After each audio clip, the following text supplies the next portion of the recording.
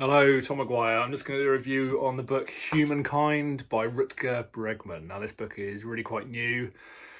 I have to say, I kind of made judgments about it when I saw the title. I saw Humankind, and I kind of thought, oh no, we're going down the politically correct route again. Are we humankind? We can't say mankind like that bloody Canadian Prime Minister who had a go at the crowd saying, we say humankind now. It kind of irritates me a little bit to hear that sort of stuff. I think it's a bit over the top, but I judged and I was wrong. It's a fantastic book. It's really, really good, this one. It makes a real change, particularly at the minute with the COVID-19 stuff going on, the pandemic, that to read something positive about human history is actually really quite nice. There's a lot to be said for it. I think there's a lot of people who could do with reading this. A lot of Daily Mail readers and things like that, people who basically take in a lot of negativity every single day. Same for people who watch the news all the time, just constant negativity. This book actually debunks a lot of that stuff and makes you realise that a lot of the negative stuff that we've heard over the years is just there to sell papers, to sell books.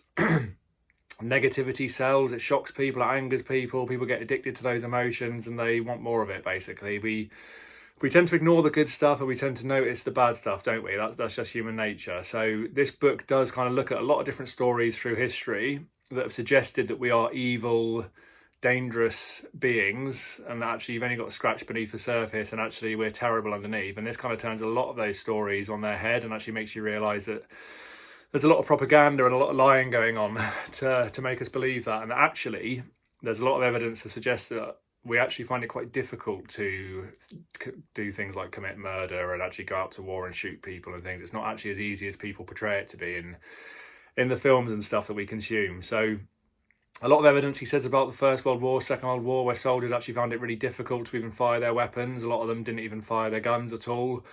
They were all told by, again, the Daily Mail at the time that the Germans were monsters. They were hanging priests from trees and gutting babies and doing all sorts of terrible things. And actually they went out there to the front line and they ended up having a game of football at Christmas and getting on with each other and swapping presents and realising that we're all just human beings and actually what the hell are we doing trying to kill each other. And actually a lot of military leaders ever since then have done their best to stop that sort of thing ever happening again, because war is war and we need to be killing each other, basically. So it's just quite interesting. There's loads of stories in there. There's the story of the woman who got murdered in New York in 1967, I think it was, Genovese someone, I can't remember her name.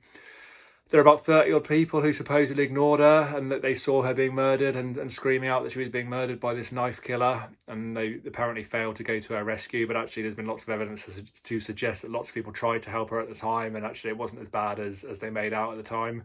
That's an interesting one. There's Milgram and his electric shock tests. If you look that one up, that's well known to psychology students the world over.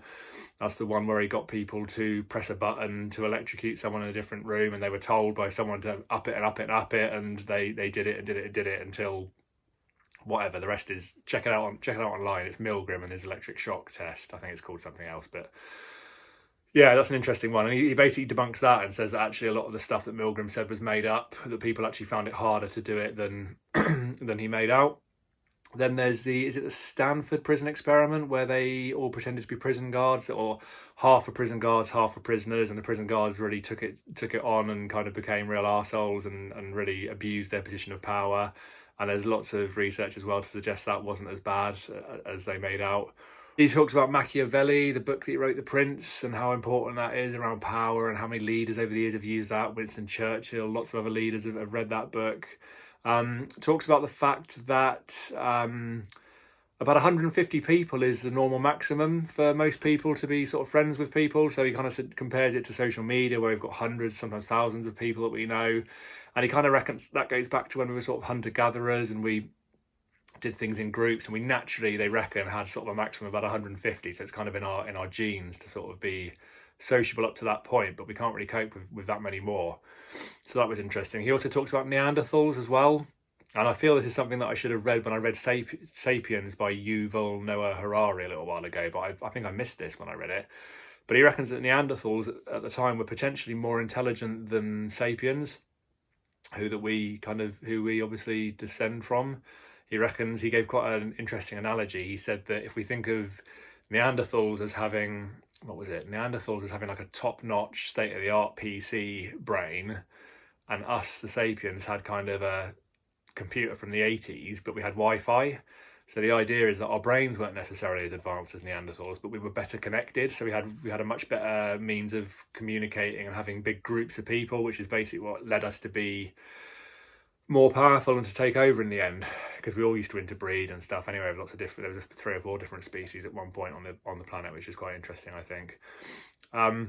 So yeah, this idea that connection's really important to us, that actually we do need to be connected to each other. We do need to have groups, social groups, and actually in this world today where we're so isolated, everything's online, no wonder we're kind of suffering with depression, anxiety and things. We just don't seem to value that connection that is kind of bred into us quite severely.